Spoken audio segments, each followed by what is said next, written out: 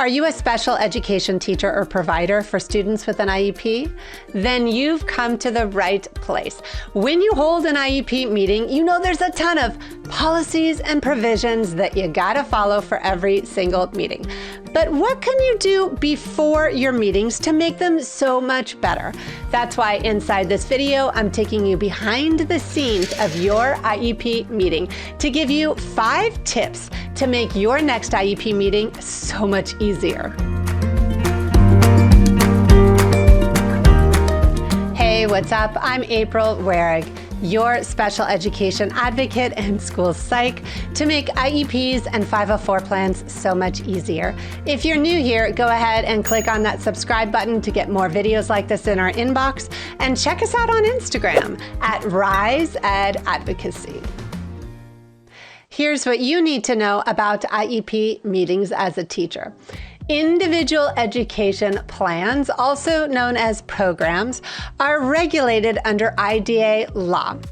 Here's the problem though with special education, is that your school is not going to show you how to run an IEP meeting, and more importantly, how to make those meetings so much more productive. What am I saying? Pro tip. I'm saying that how you set up your IEP can make or break every single meeting so your families are happy, all the other providers feel like they're being heard at the table, and most importantly, so you can make those meetings so much easier. So let me ask you something. Has your team talked about something called the special education cycle? If not, then go ahead and check out my first free guide that lays out where you are and where you need to go in terms of special education cycle. Because here's the thing that your school is not going to want to tell you, pro tip, is that special education and IEP meetings are not linear, meaning that the process repeats itself. So if you want to know where you need to be and where you need to go in the special education process, then grab that link below. Before we talk about those 5 meeting tips that you need to do before every single IEP meeting, let's talk about myths and truths at the IEP table. So as a school psychologist and a teacher for almost 20 years, there was a ton of stuff that I wasn't told. And I was like, oh my goodness, I cannot believe this is true. And this is before I became a special education advocate. So I want to spell it out for you so you know the real truth when it comes to IDEA law. Myth number 1, parents are not a member of the IEP team. So here's what I got told all the time as a school psychologist and teacher. Oh, well, we're going to invite them to the IEP meeting, but they're not actually a member. Nope.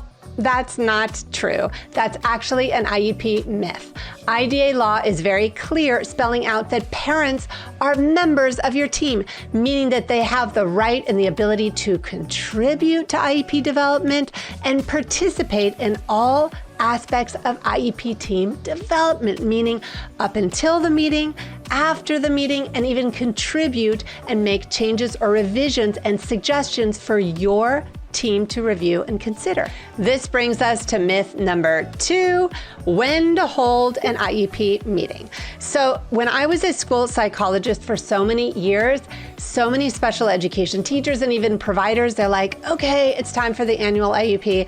Okay, it's time for the triennial IEP. But here's what they didn't tell us. They didn't tell us that you can convene an IEP meeting if your child or student is not making progress. They didn't tell us that before you change the student's placement, you need to do a reevaluation. They didn't tell us if the student is not meeting their IEP goals, or there's significant changes, or they're missing a ton of schooling, or there's new information that you need to convene a new IEP meeting. This brings us to myth number 3, when to send IEP progress reports. So here's something else that I was never told as a school psychologist until years into it, is that IEP progress reports need to be sent periodically throughout the year. What am I saying? I'm saying that every single IEP goal that your student is working on needs to go with the student at least as often as when they're going to get report cards. So what does this look like? This looks like when your student gets report cards, they need to get a copy of the IEP progress reports. It also looks like when you hold an annual IEP and a triennial IEP or any other type of IEP meeting, you need to talk about progress on their IEP goals. So maybe you're watching this video and you're like, okay, April, I've got the myths and the truths under my belt, but what about writing an IEP? I feel like I'm really struggling with this and I want to make things easier. That's exactly why I created a video just for you that lays out a ton of tips so you know exactly how to write an IEP from start to finish to make your journey so much easier, because I can tell you as a school psych and even as a teacher, I barely got any IEP training and I want to make your journey so much easier. Grab that link in the description box below. All right, so now you know more about those myths and truths. Let's get into why you're watching this video. First of all, let's talk about IEP meeting tip number 1. When to schedule your IEP meetings. So as a school psychologist and as a teacher, I went to a ton of schools over the 20 years that I was in working with a ton of schools, and here's exactly what I saw. I went to some schools and it was like, oh my goodness, we're gonna have a meeting. Oh, okay, we're gonna get stuff ready. Oh wait, there's someone already in the meeting room. And it was like a total disaster with every single special education teacher. And then I went to other schools and they had things organized. Everybody knew what they were supposed to go. Things were ready. And this is where meeting tip number 1 comes into play. When it comes to scheduling your IEP meetings, here's what I would do in my favorite schools. We would sit down at the very beginning of the year and all the special education team would get together. The OTs, the PTs, the school psychs like me, even the administrators, and we would all get out our calendar and our phones and we would say, okay, here is when all the annual IEP meetings are due. Here is when the transition meetings are going to happen. Here is when the triennial meetings are going to happen. And we would calendar in advance when the meetings were going to be scheduled in terms of the week. What we would also do, pro tip, is we would look at when IEP season would happen, which we all know is going to be in the spring, and we would move up the IEP meeting dates of the annual and the triennial IEPs, because pro tip, yes, you can change the IEP meetings to an earlier time. That way, not all the meetings were due in March, April, May, and June, and we had things spaced out easier. It was one of the most powerful tips that I can definitely recommend to you, and it makes such a difference. Make sure to grab my second free guide, 7 Steps to a Successful School Meeting, that lay out all the tips that I found as a school psychologist and a teacher, and even as an advocate, that help everybody on your team to make the meetings so much easier. Grab that link in the description box below. So we talked about tip number 1 in terms of scheduling your IEP meeting. This brings us to tip number 2, organizing your IEP meeting. What am I talking about? I'm talking about making sure that you have space available for where you're going to have the IEP, and that room is going to be available at the date and the time that you want. What am I talking about? I'm talking about that so many times when I was a school psychologist and a teacher, we would show up to the meeting room and the meeting would already be full. There would someone be in there. Someone else was scheduling the meeting. Oh my goodness. So here's exactly what you want to do.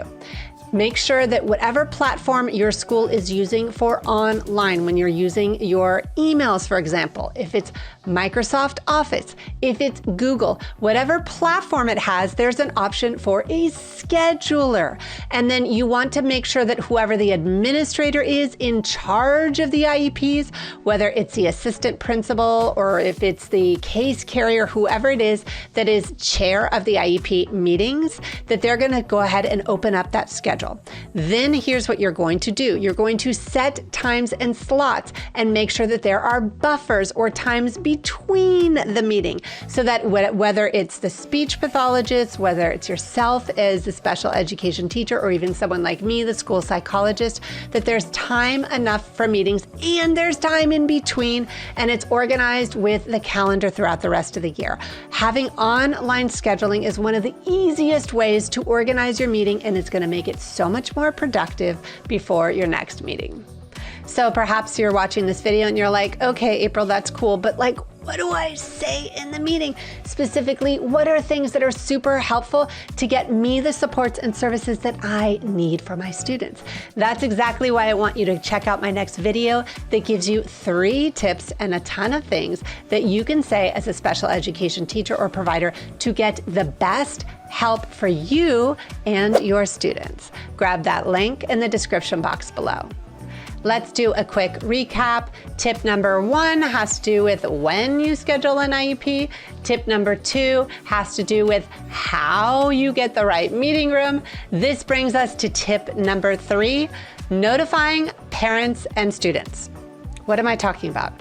I'm talking about that IDEA law mandates that as a special education teacher or a provider, when you are setting up the IEP meeting, you need to give written notification.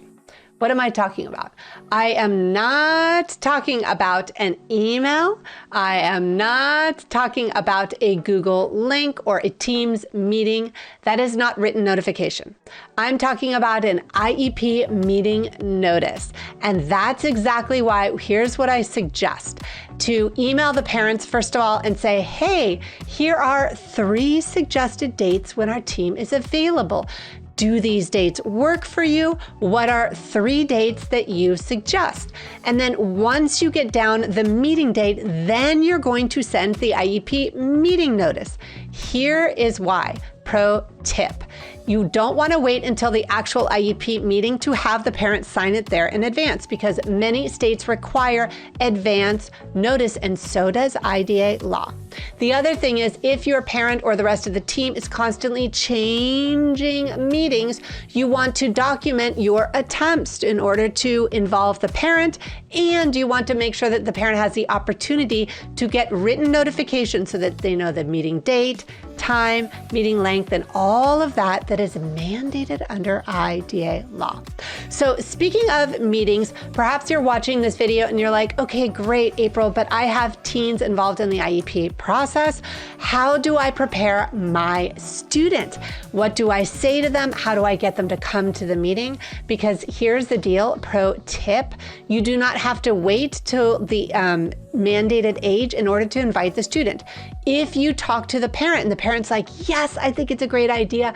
I would like to invite the student at the meeting, and yes, they're not the mandated age, but I really want my child to participate, then you can include them in the meeting before the mandated age. And I can tell you, as a school psychologist and an advocate, and even as a parent, including students in the meeting is such a game changer, and it makes your meeting so much easier. And that's exactly why I want you to check out this video that has a ton of tips for your teen or even your younger students to watch, so they understand how the IEP meeting process works, how to advocate the difference between accommodations and modifications, and how they can meaningfully participate throughout the IEP meeting. Make sure to grab that meeting link in the description box below. This brings us to IEP meeting tip number 4, sharing drafts and reports before your team convenes a meeting. What am I talking about? I'm talking about that as a special education teacher or the case carrier or whoever you are providing your services to, if you're setting up the IEP meeting, if you share IEP progress reports, if you share present levels, if you share draft special education assessments, even draft goals, it does not predetermine placement. Did you know this under IDEA law? As long as the parents understand that it is a draft, sharing information before the meeting does not predetermine placement. As long as you don't send the entire IEP that includes the offer of free, appropriate public education. So In a nutshell, what I'm saying is that if you collaborate with the parent and the rest of the team before the meeting, it's going to save you so much time. And pro tip, if you send those drafts before, then that makes sure that everybody else on your team has done their part, meaning the speech pathologist, the OT, even someone like me, the school psychologist. If you share the drafts, then you know their section has to be complete and you share it with the parent before the meeting.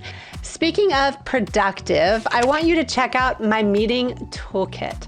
Inside my digital guide, it has a ton of resources for teachers and providers at the IEP table, including stuff about accommodations versus modifications, about the special education cycle, about the initial special education process, and all those acronyms.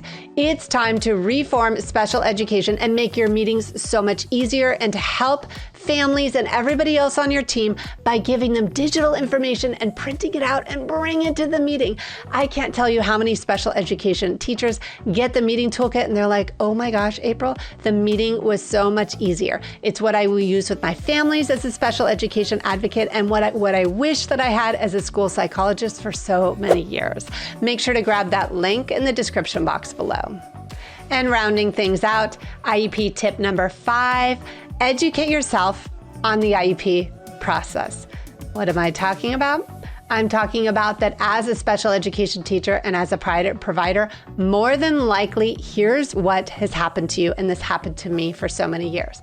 I didn't get IEP training, and I would sit there and be like, okay, I think this is how I write the IEP, but I don't really know. And I would sit in those special education meetings and I was like, am I the only one that really wants training?